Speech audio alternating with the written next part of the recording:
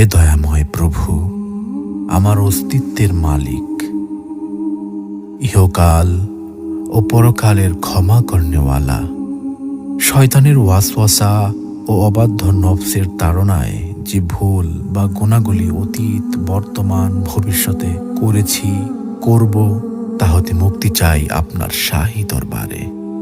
আপনি সব পারেন। আপনি দিনকে রাতে পরিণত করতে পারেন, আপনি রাতকে দিনে পরিণত করতে পারেন। আপনার কুদরত ও ক্ষমা সব কিছুর ঊর্ধ্বে। আপনি কারো কাছে জবাবদিহিতা করেন না। আপনি রাজাধিরাজ। আপনার মহিমা যে ভাষায় লিখি না কেন, সবই ম্লান হয়ে যাবে আপনার শানে।